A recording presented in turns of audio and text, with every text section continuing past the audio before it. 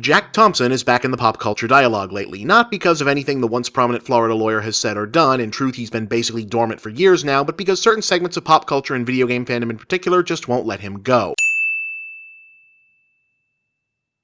It's not hard to understand why. All cultures love their boogeymen, even cultures in big, bold, ironic quotation marks like the kind that grow up around TV shows, comics, and video games. Even in our modern, enlightened societies of science and steel, cultures are built on the worship of hero figures, and a hero just isn't a hero without a villain. But that can be dangerous and self-defeating if left unchecked, as it leaves, and has demonstrably left, present-day persons with legitimate criticisms of games, game culture, and gaming as a medium at the mercy of being shouted down and smeared with the Jack Thompson paintbrush by cynical, disingenuous pushback, screaming, "Remember Jack Thompson!" to stifle dissent like a wartime leader invoking past tragedies to justify present-day aggressions. But Thompson was and is a real person, however disgusting and incomprehensible of one, and his actions were not driven by some cartoon supervillain mission to destroy video games. They came from a specific set of personal beliefs, ideological views, and even political allegiances, and it's high time gaming remembered that.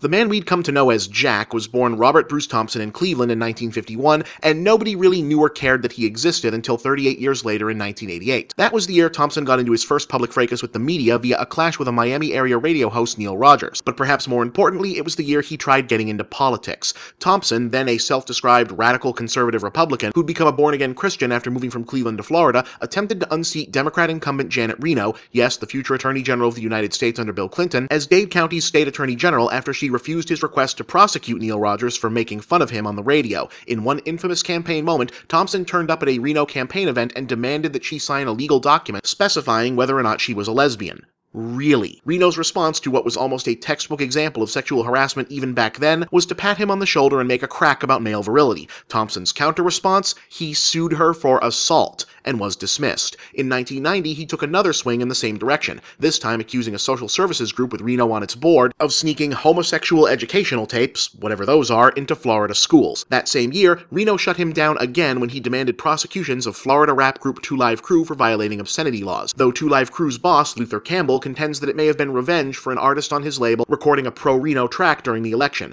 Either way, this case catapulted Thompson into the national spotlight as a crusader against then-controversial hip-hop music, during which time he took to describing himself as Batman and incorporating Batman paraphernalia into his public image. Really. This led to Thompson being drafted by the Freedom Alliance, a political organization founded by disgraced Iran-Contra figure and, ironically, future Call of Duty advertising spokesman Oliver North, to take Time Warner to court on charges of, among other things, sedition and advocating overthrow of the government for distributing the Ice-T song Cop Killer in 1992. That case made Thompson a big wheel among reactionary think-of-the-children types and pro-censorship circles in particular, which is how he found himself at the forefront of the media blow-up against violent video games in the 90s. And the rest, well, gamers all know the rest. That battle raged on for over a decade, but in the end, gaming, and more importantly, free speech, won the day, with the United States Supreme Court putting the final nail in that particular coffin, and Thompson being disbarred by the Supreme Court of Florida.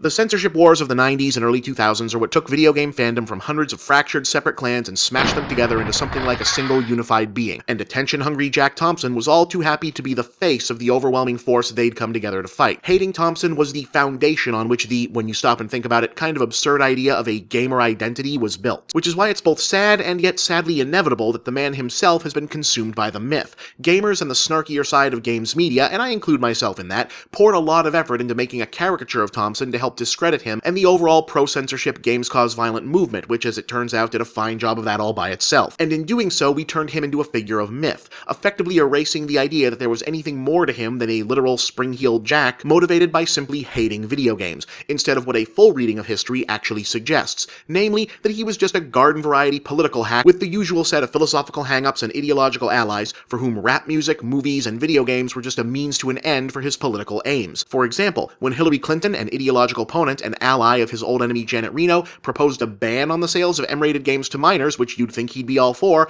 Thompson actually opposed it. So yes, for those sitting all the way in the back who haven't yet figured out the moral of today's story, there is a vast world of difference between Jack Thompson's reactionary calls for censorship and bans, and modern media critics' call to simply think critically about the entertainment we both create and consume.